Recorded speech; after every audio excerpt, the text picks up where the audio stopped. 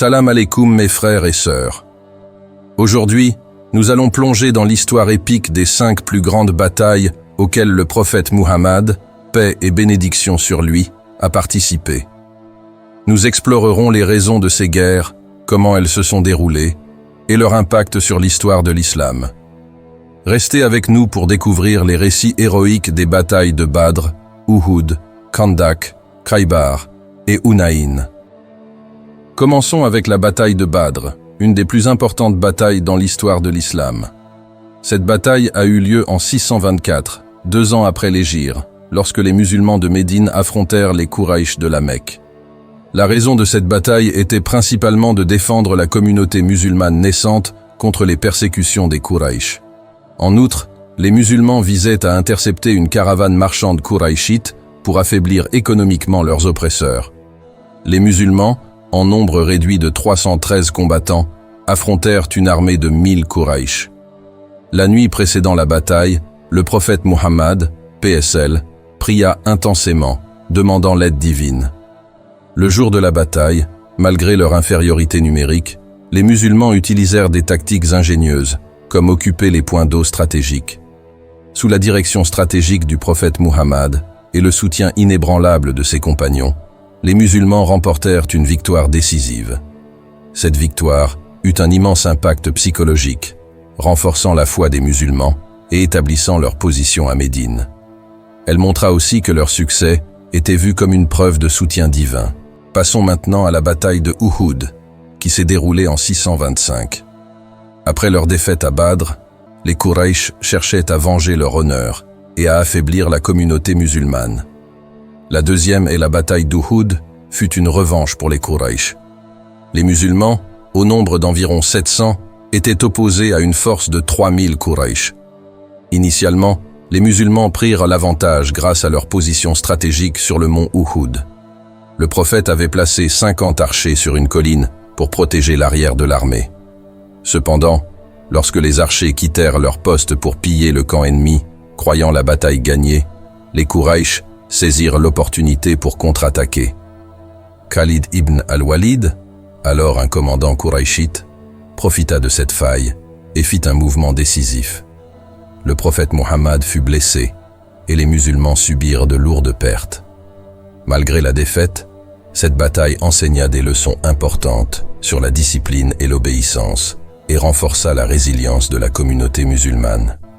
Ensuite, la troisième est ma bataille du fossé, également connue sous le nom de bataille de Khandak, qui a eu lieu en 627. Les Quraysh, alliés à d'autres tribus, décidèrent de lancer une attaque massive contre Médine.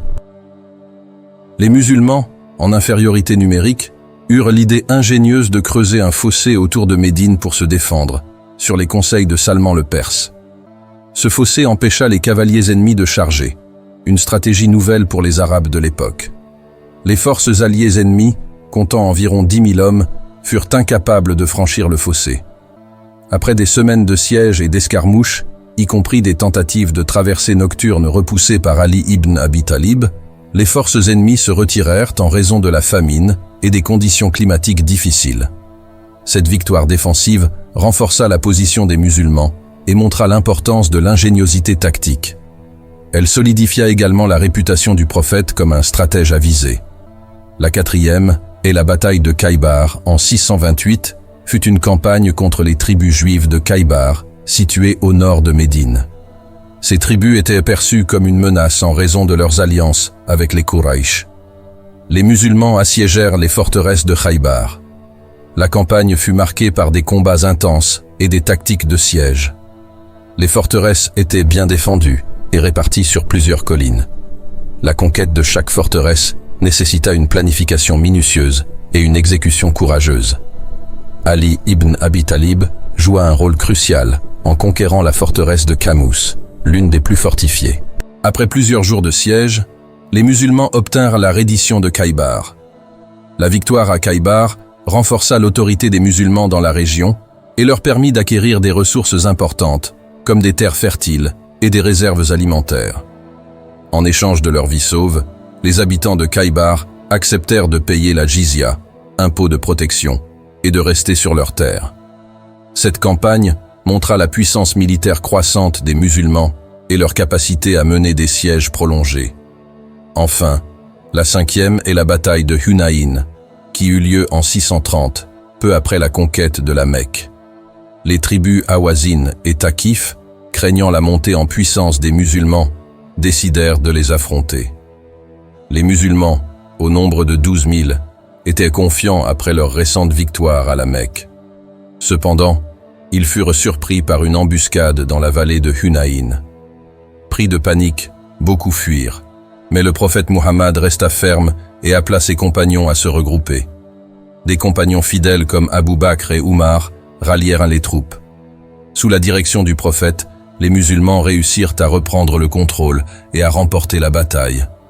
Cette victoire démontra la résilience et la détermination des musulmans, même face à l'adversité. Après la bataille, les vaincus se soumirent et beaucoup se convertirent à l'islam, consolidant ainsi l'influence des musulmans dans la région.